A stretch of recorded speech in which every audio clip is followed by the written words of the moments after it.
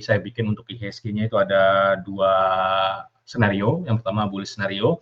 Jadi koreksinya kemarin itu ketahan pas di support di 61,8% di 7826, 7827 lah di sekitar segitu ya.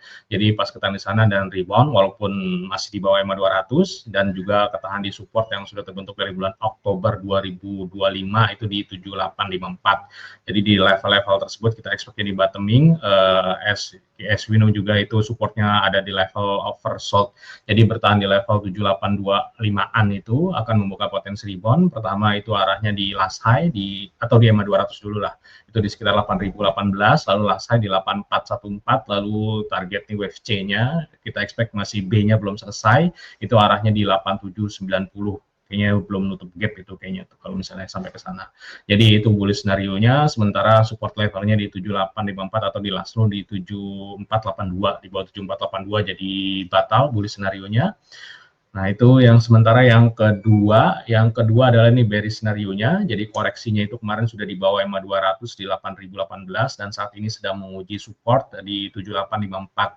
Break di 7854 dan bertahan, maka akan membuka potensi membentuk head and shoulders. Theoretically itu arahnya di 6731.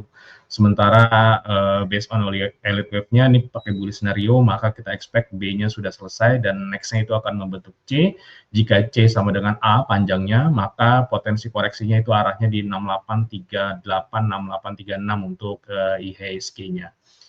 Sementara untuk membatalkan senario ini dia harus naik lagi, bikin higher high di atas 84 baru ada potensi untuk jadi bullish untuk IHSG-nya.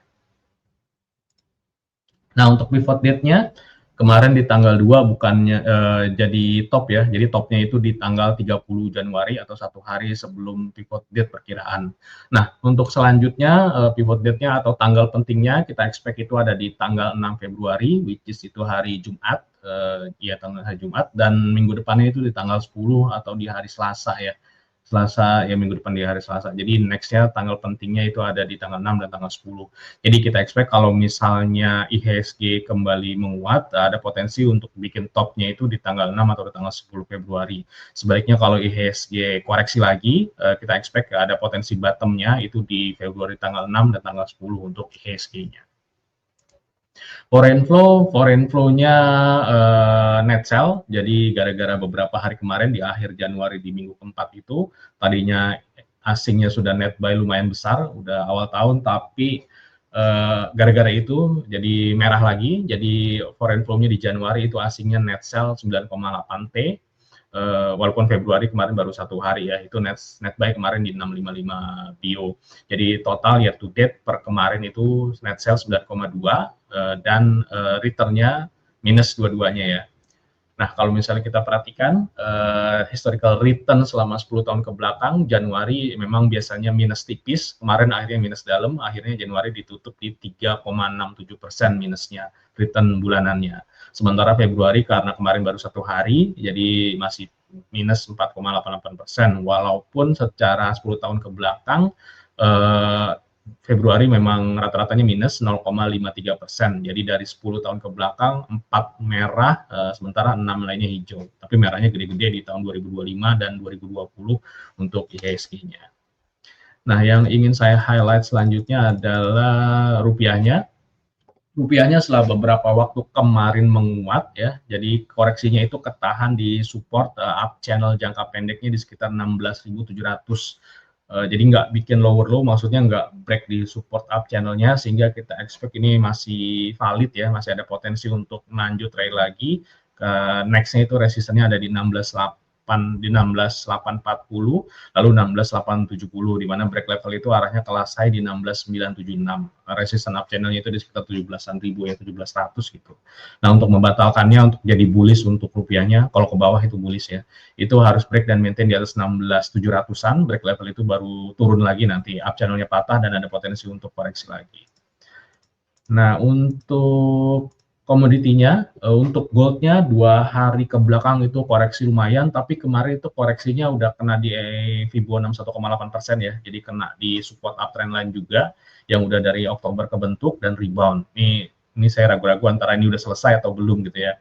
Karena ini dibikinnya hari sebelumnya, jadi kita expect masih ada potensi untuk koreksi lagi. Jadi reboundnya itu cuman bikin B, lalu nanti dia koreksi lagi bikin C. Jadi nextnya resistennya itu ada di 4964 sampai di 5107 itu. Nggak bisa break level tersebut, ada potensi untuk koreksi lagi, arahnya di sekitar 42. Last low-nya itu di sekitar 4450-an. Jadi masih potensi koreksi, kecuali nanti dia break di sekitar 5107 itu, break 5107, dia akan ngetes lagi all time high ever-nya di 5599 itu. Baru bearish scenario-nya batal, duanya udah selesai. Kelihatannya masih ada potensi bikin dua ya. MACD-nya mau bikin dead cross. Sementara minyaknya memang tadi malam koreksi atau tadi malam ya koreksi masih koreksi, tapi koreksinya sekarang lagi ngetes support yang tadinya jadi resisten di 62-an. Jadi harus bertahan di level ini kalau tetap mau uptrend minyaknya. Jadi bertahan di sekitar 62-an, 62 dolar per barrel ini akan membuka potensi untuk koreksinya cuma koreksi sehat, robek jangka pendek, dan minyak berpotensi untuk lanjut trade lagi menuju target inverted head and shoulders di 71,2.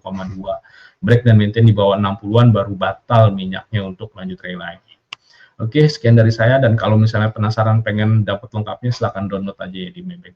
Ya, jadi untuk rekomendasi hari ini kita ada di Jasa Marga, ICBP, dan PTBA. Karena IHSG-nya udah, ini sama aja sebenarnya.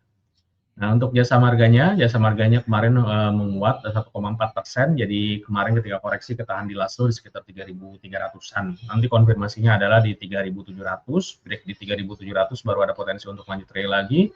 Potensi double bottom arahnya di 4110 untuk jasa marganya. Sementara resistennya ada di 3760, 3950, supportnya di 3420 dan 3300. Lalu yang kedua ada di ICBP. ICBP 2 hari kemarin menguat, kemarin naik 5,35% ya, tapi belum breakout. Jadi koreksinya itu ketahan di support down channel jangka panjangnya itu di sekitar 7.900, 7.800. Konfirmasinya adalah di 8425, break 8425 baru ada potensi untuk lanjut trade lagi. Itu arahnya ke EMA 200 di 9260, lalu target rounding bottomnya di 9875. Resisten down channelnya itu di sekitar 9596 untuk ECBP-nya. Resistennya ada di 8725 dan 9150, sementara supportnya ada di 7925 dan 7650. Lalu yang terakhir ada di PTBA. PTBA kemarin menguat setelah koreksi ketahan di support yang tadi jadi resisten dan juga EMA 200 di 2440. Jadi bertahan di 2440, kita expect-nya cuma koreksi sehat. Jadi bertahan di level ini potensinya masih copy candle, arahnya di 2740. Sementara resistennya ada di 2660 dan 2800, supportnya di 2420 dan 2330 untuk PTBA.